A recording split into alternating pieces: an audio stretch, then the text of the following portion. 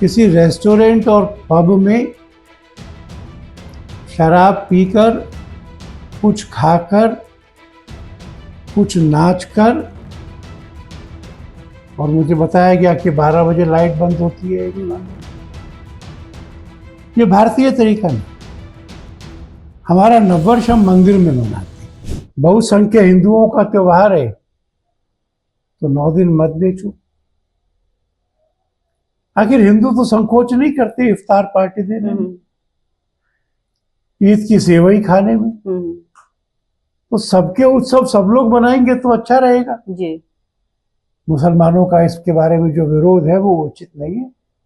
मैं समझता हूं कि उनको सदैव संयम से रहना चाहिए, और कुछ लोग नहीं रहे तो उसमें कानून का हस्तक्षेप भी होगा, हमें ठीक लगेगा। नमस्कार, मैं अनीता चौधरी, और चैत्र नवरात्र शुरू होने जा रहा है। नया वर्ष चैत्र प्रतिपदा के शुरुआत पे किस तरह से इस हिंदू संवत के इस नए साल को मनाना चाहिए, क्या कुछ ऐसे संकल्प हैं जो इस साल हमें लेने चाहिए, इन सभी मुद्दों पर बात करने के लिए हमारे साथ विश्व हिंदू परिषद के अंतर्राष्ट्रीय अध्यक्ष श्री आलोक कुमार जी हैं।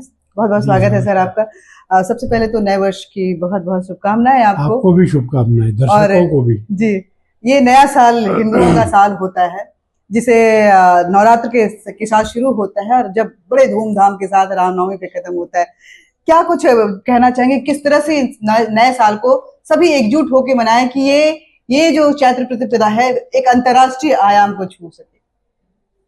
नए साल के प्रति आपका भी उत्साह मुझे अच्छा लग रहा है, पर मैं ये कहूंगा कि हमारा जो राष्ट्रीय पांचांग है, प्रधानमंत्री नेहरू जी के समय से शक संवत, उसके हिसाब से ये नववर्ष सरकार का भी है, समाज का भी है, हिंदुओं का है और समस्त भारतीयों का भी है।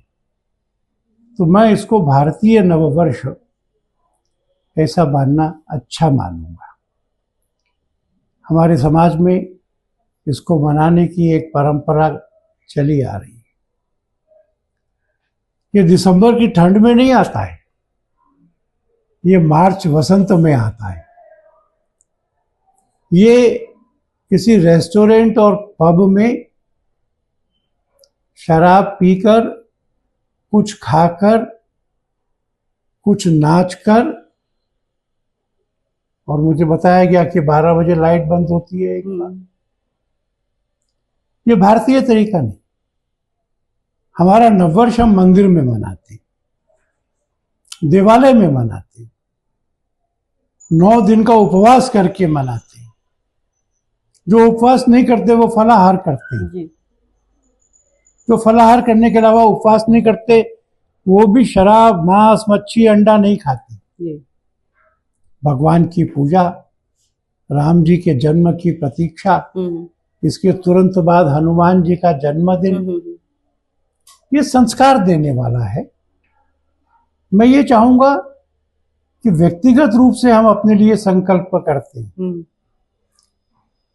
ये नवरात्र, नववर्ष से लेकर के नवमी तक, ये सामाजिक रूप से भी हिंदुओं का इकट्ठा मनाया जाने वाला उत्सव।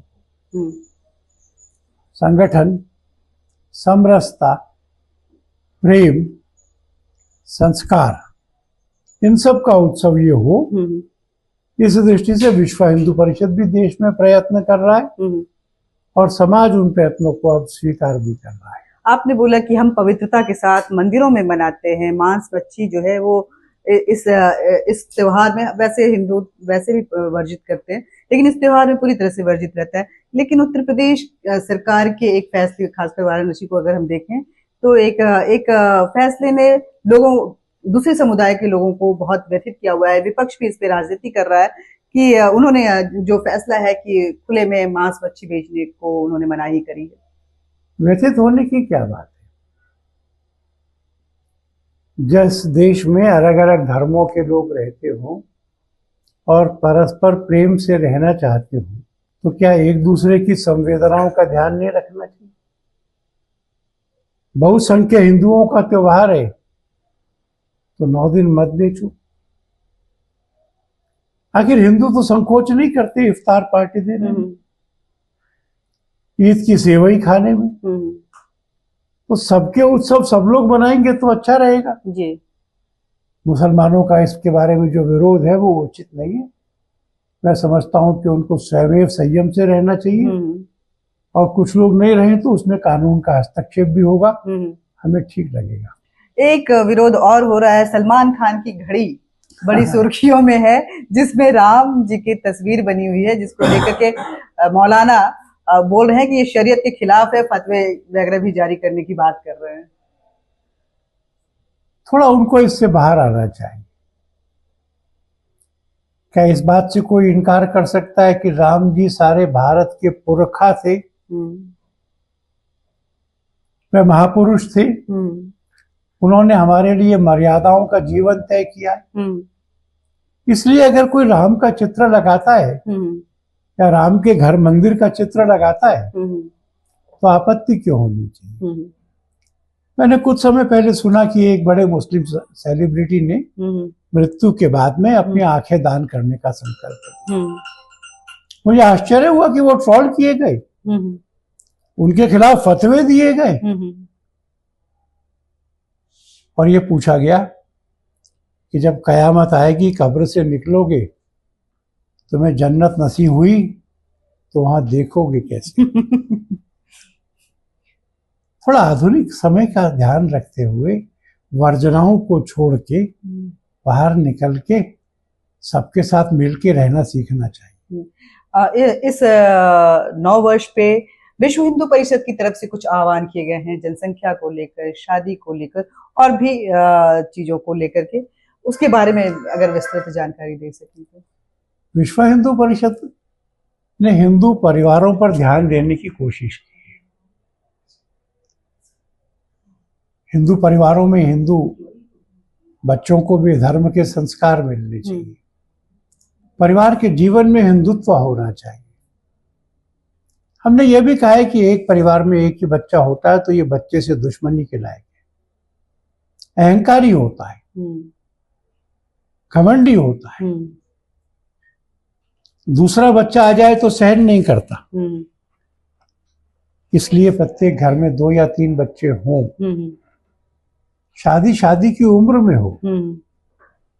ये जो कैरियर अच्छा है ये तो होना ही चाहिए, पर गृहस्थ का भी तो शादी की उम्र में हो, परिवार में 2 या 3 बच्चे हों, स्वस्थ जीवन हो, हिंदू जीवन हो, इसका प्रयत्न करें। वक्फ बोर्ड पे क्या कहेंगे? बहुत ज्यादा हंगामा हो रहा है वक्फ बोर्ड को लेकर के, जो संशोधन आ रहे हैं। मुद्दा ये बना लिया गया कि संशोधन क्यों कर रहे हैं, इस पर विचार नहीं हो रहा कि संशोधन क्या है।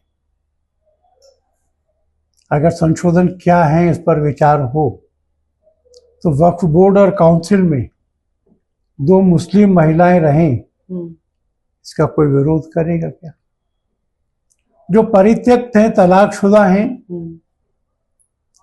उनको भत्ता मिले, कोई विरोध करेगा क्या? लोग अपने झगड़े की जमीन को अल्लाह के नाम पे ना सौंपे, जिनका स्वामित्व पूरा है वो सौंपे, उसकी डीड करें, डीड साइट पर आए, ये तो पारदर्शिता को बढ़ाता है। वक्फ की प्रॉपर्टीज का इस्तेमाल वक्फ के कामों के लिए हो। दिल्ली में तो गैराज चल रहे, लोग रह रहे हैं, दुकानें चला रहे हैं। अगर कोई ये विचार करेगा कि क्या संशोधन हो रहे हैं तो अधिकांश संशोधनों से वो सहमत होगा। वक्फ की जरूरत है क्योंकि कई जगहों को पार्लियामेंट से लेकर के, कोर्ट से लेकर के, अंबानी के घर से लेकर के सबको बोलते हैं वक्फ। साउथ में तो एक पूरे गांव को होने के लिए ये वक्फ जी, इसलिए सुझाव जरूरी हो गए, हम इनका समर्थन करते हैं। एक अंतिम सवाल सर, एक कोर्ट का फैसला आया है रेप को लेकर के, जिसको लेकर के विरोध प्रदर्शन हो रहे हैं सड़कों पे, लोगों, उस पर क्या कहना चाहेंगे? आप भजेंद्र सिंह की बात कर रही हैं। फैसले का विरोध हो रहा है, मैंने देखा नहीं आज। उसको गिरफ्तार किया, एफआईआर की गई थी, उसका विरोध हो रहा। मैंने एनडीटीवी की साइट पे देखा कि भजेंद्र सिंह हत्या के आरोप में जेल में था तब ईसाई बना। 1997 में एक लड़की के साथ दुर्व्यवहार की शिकायत आई। 1998 में बलात्कार की शिकायत आई, कल उसको दोषी पाया गया। उस पर 420 के मुकदमे थे।